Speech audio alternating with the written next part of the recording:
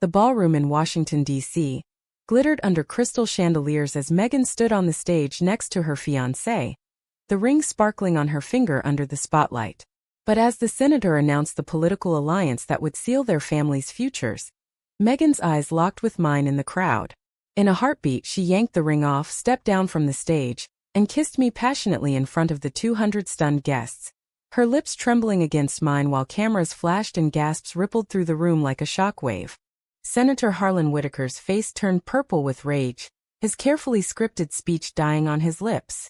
The man she was supposed to marry, Congressman-elect Richard Langford, stood frozen, his perfect smile cracking into disbelief. Security moved toward us, but Megan gripped my hand tighter, whispering against my ear, "I can't do this anymore, Jacqueline. Not even for them." My heart hammered so hard I thought it might burst.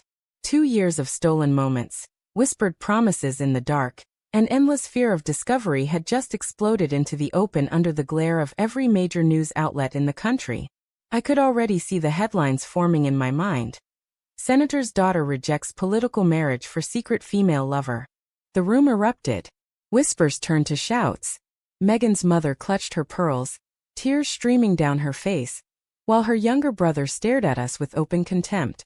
I pulled back just enough to see Megan's eyes, fierce and terrified all at once.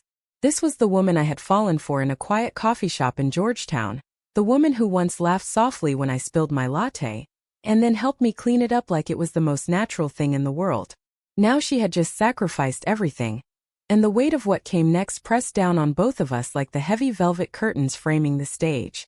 It had started so innocently 2 years earlier. I was 28, working as a freelance photographer for local political events, trying to pay off student loans while chasing my dream of documenting real stories instead of staged ones. Megan Whitaker was 25, freshly out of law school and already being groomed for a future in public service. Her father, the senior senator from Virginia, had made it clear that the Whitaker name carried expectations heavier than any crown. I first noticed her at a fundraiser for women's health initiatives. She stood off to the side, smiling politely at donors, but her posture screamed exhaustion. When our eyes met across the room, something shifted. She excused herself from a conversation and walked straight to me. "You're the photographer who caught that protest last month, right? The one where the veterans demanded better care," she said, her voice low and warm. I nodded, surprised she recognized my byline. We talked for 20 minutes about policy and passion, and when the event ended, she slipped me her personal number on the back of a program. "Call me if you ever want to talk about real change, Jacqueline." That was the beginning. Late-night texts turned into secret coffee runs, then drives out to the Shenandoah Valley where no one knew us. She told me about the pressure to marry well, to continue the family legacy. I told her about growing up in a small town in Ohio where being different meant being alone. We never labeled it at first. We didn't need to. Every touch, every shared silence, said what words couldn't. But cracks appeared early. Megan's family dinners were minefields. Her father would casually mention suitable matches, while her mother pushed bridal magazines across the table. Megan would laugh it off, but later in my apartment, she'd cry quietly against my shoulder. "They don't see me, Jacqueline. They see the next generation of Whitakers." I held her and promised we would figure it out. I believed it then. Looking back from the chaos of the ballroom, I realized how naive we both had been. Love doesn't shield you from the world. It just makes the fall hurt more when the world pushes back. Security finally reached us, but Megan refused to let go of my hand. "We're leaving," she said firmly to the guards. Her voice carried the same authority I had heard in courtrooms when she argued pro bono cases for LGBTQ youth. The crowd parted like the Red Sea as we walked toward the exit, her white silk gown trailing behind her like a flag of surrender. Cameras followed. Phones recorded. By the time we reached the valet stand, my phone was already buzzing with messages from friends and colleagues. "Is that you in the video? Call me." What the hell happened? We climbed into my old Jeep, the one with the dented fender from a protest clash last year, and drove into the night. Megan kicked off her heels and curled her feet under her. "I meant every second of that kiss," she whispered. I couldn't stand there and lie anymore. Not when the person I love was watching. Tears burned in my eyes. I wanted to believe her. I wanted to celebrate, but the dread was already settling in my stomach. Senator Whitaker didn't lose gracefully. He destroyed threats, and we had just become the biggest threat to his empire. The first week after the kiss was a blur of hotel rooms and burner phones. We hid in a small inn outside Alexandria, paying cash and avoiding windows. Megan's father cut off her trust fund the same night, freezing accounts and canceling credit cards with one call. Her law firm partners, longtime donors to her father's campaigns, suggested she take an indefinite leave. My own freelance gigs dried up overnight. Editors who once praised my work now replied with polite excuses. The scandal had teeth, and it was biting everyone who touched us. Yet in those quiet moments between news alerts, Megan and I talked like we hadn't in months. She traced the line of my jaw and said, "I was drowning up there, Jacqueline. Every time Richard touched my arm, I pictured you. I pictured us driving through the mountains with the windows down, singing off-key to old songs. I couldn't pretend anymore." Her confession cracked something open inside me. For 2 years I had been the patient one, the one who understood the risks, the one who said someday when she asked about coming out. Now the someday had arrived in the most public way possible, and I was terrified I wasn't strong enough for what came next. We replayed our first real date in our minds to stay grounded. It was a rainy Tuesday night in a tiny bookstore cafe in DuPont Circle. Megan had shown up in jeans and a hoodie, her usual polished senator's daughter armor replaced by something real. We browsed used paperbacks, arguing over whether Fitzgerald was romantic or tragic. When the power flickered and the lights dimmed, she reached for my hand under the table. "This feels right," she whispered. That night we drove to the National Mall and sat on the steps of the Lincoln Memorial, sharing a single umbrella while the rain fell around us. She told me about the first time she realized she liked women, at boarding school when her roommate kissed her goodnight, and everything clicked into place. I told her about the girl in high school who broke my heart when her parents found out. We didn't kiss that night. We didn't need to. The promise was enough. But promises have expiration dates in politics. 6 months into our relationship, Megan's mother invited her to a private lunch at the Cosmos Club. "It's time to think about settling down," she said, sliding a folder across the table. Inside were dossiers on 3 suitable men, including Richard Langford, whose family owned half the defense contractors in Virginia. Megan came to my apartment afterward shaking. "They already booked the venue for the announcement. Dad says it's non-negotiable if I want to run for state assembly next year." I held her while she cried, but part of me wondered if I was asking her to choose between her future and me. The guilt started then, small but sharp, like a splinter under the skin. We tried to stay hidden. Weekends at my cousin's cabin in West Virginia. Stolen kisses in parking garages. Late-night drives where she would rest her head on my shoulder and talk about opening a nonprofit together someday. But the pressure mounted. Her brother started texting passive-aggressive Bible verses. Old friends from law school stopped returning calls. One night, after a particularly brutal argument with her father over the phone, Megan showed up at my door with a bottle of wine and red eyes. "He said if I don't fix this, he'll make sure no firm in DC ever hires me again." He wasn't bluffing, Jacqueline. I poured the wine and listened while she outlined the plan they had forced on her. A 6-month engagement, a quiet wedding, a baby within 2 years. The perfect political family photo op. I didn't sleep that night. I lay beside her, watching her breathe, and wondered how much longer we could survive on stolen time. The next morning she left early for a family brunch. When she returned, she was wearing the engagement ring for the first time. "It's just for show," she promised. 6 months, then we figure out an exit. I wanted to believe her. I kissed her forehead and told her I trusted her. But deep down, I felt the ground shifting beneath us. 3 months into the fake engagement, the cracks became fissures. Megan attended galas on Richard's arm while I watched from the sidelines, camera in hand, documenting the very event that was killing me slowly. She would text me from the bathroom. "I miss you so much it hurts." I would reply with heart emojis and try not to cry in public. At home she would collapse into my arms, apologizing over and over. "I'm doing this for us," she kept saying. "Once Dad sees the polls, he'll back off." But Senator Whitaker saw the polls and doubled down. He leaked stories to friendly reporters about the beautiful young couple, uniting two powerful families. The betrayal that hurt most came from someone I trusted. My best friend, Sarah, a fellow photographer, had known about us from the beginning. She swore she would keep the secret. Then one evening she called, voice tight. Jackie, his people offered me a full-time gig at the campaign. All I had to do was confirm the rumors. I said no, but they're digging anyway. 2 days later, anonymous sources started whispering to tabloids that Megan had a close female friend who attended too many events. The pressure intensified. Megan's mother cornered her at a charity brunch. People are talking, darling.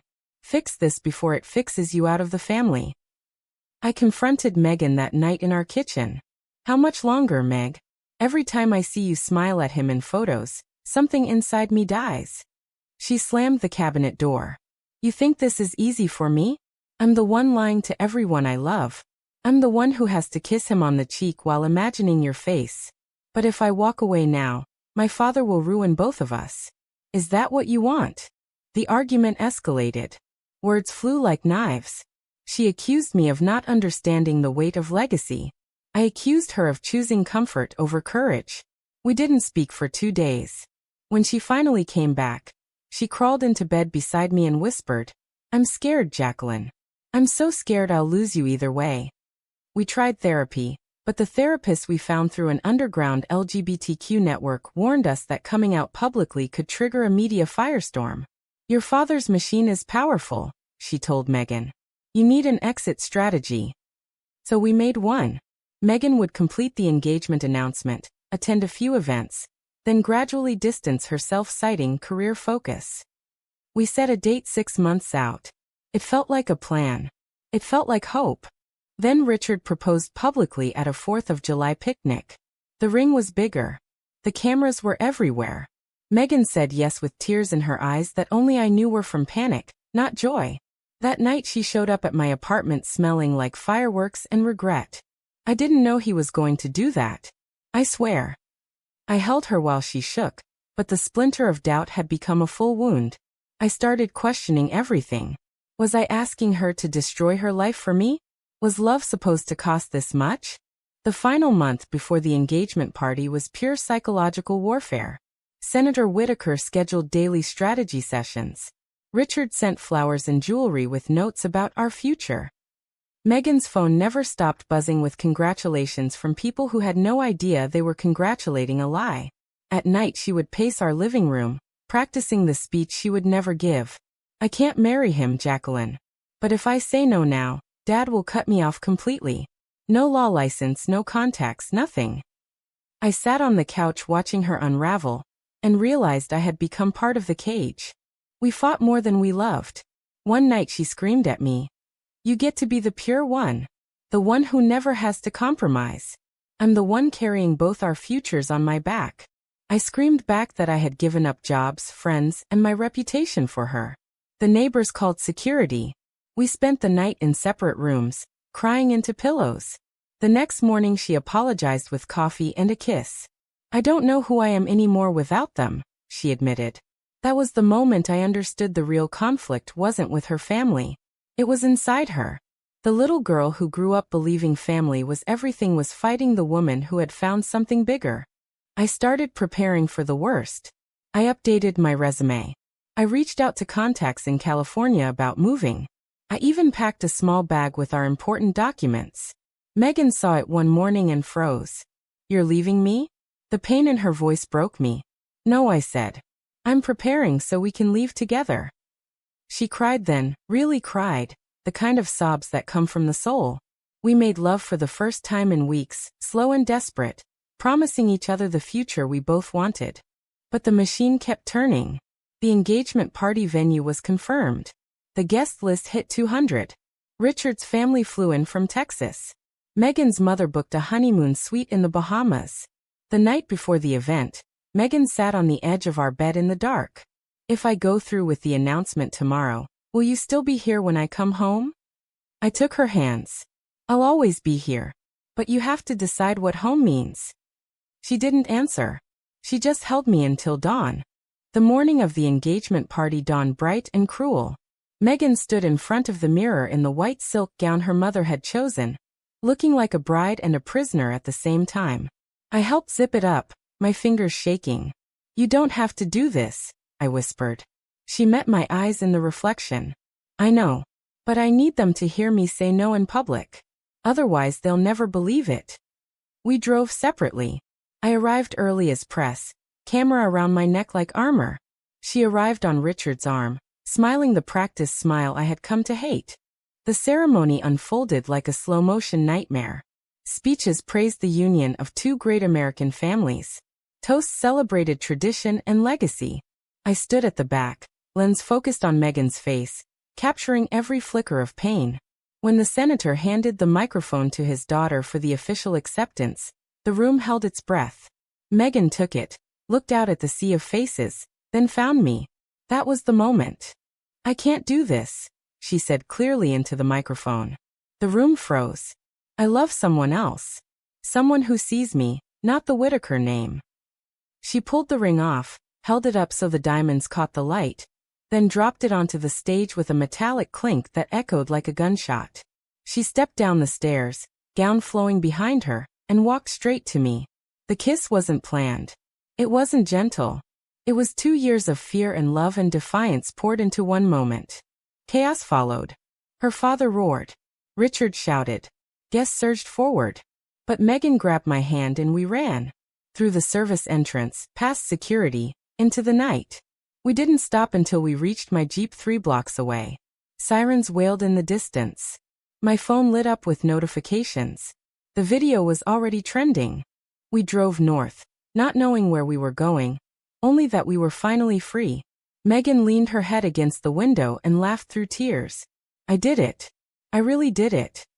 I reached for her hand. We did it. But even as the words left my mouth, I wondered how long the freedom would last. The weeks that followed tested everything we thought we knew about love and sacrifice. Senator Whitaker held a press conference denouncing his daughter as confused and manipulated. He froze every asset connected to her name. Richard filed a defamation suit that was quickly dropped when evidence of the forced engagement surfaced through anonymous leaks. My own family in Ohio called, torn between pride and shame. We love you, my mother said. But this is a lot to process. Megan's brother sent a single text. You'll regret this. We rented a small cabin in the Blue Ridge Mountains, far from cameras and expectations. During the day we hiked and talked about starting over. Megan applied to nonprofit legal aid organizations under her mother's maiden name. I sold my DC apartment and invested the money in new camera equipment. At night we held each other and processed the damage. The nightmares came often. Megan would wake screaming her father's name. I would wake reaching for her, afraid she had changed her mind. One evening, sitting on the porch watching the sunset, Megan turned to me. I don't regret the kiss, Jacqueline. But I regret how long it took me to get there. I hurt you. I hurt myself. I hurt my family. Was it worth it? I thought about the question for a long time. The answer wasn't simple. Love had cost us careers, relationships, safety, but it had also given us honesty. For the first time, Megan could walk into a room holding my hand without looking over her shoulder. For the first time, I could love her openly without fear of losing her to duty. We rebuilt slowly. Megan took a job at a small LGBTQ legal clinic in Charlottesville. I started a photography project documenting queer love stories across America. The scandal faded into background noise, replaced by new political dramas. Her father never called, but her mother sent a single card on Christmas. I miss you. We framed it and hung it on the wall as a reminder that bridges can be rebuilt, even if it takes years. Looking back now, sitting on the same porch 2 years later with Megan's head on my shoulder and our dog at our feet, I still don't have all the answers. We paid a price. We lost people we loved. But we found ourselves. Was choosing love over family duty and political legacy the right decision? Or did Megan destroy everything that once defined her for a single kiss that changed 2 lives forever?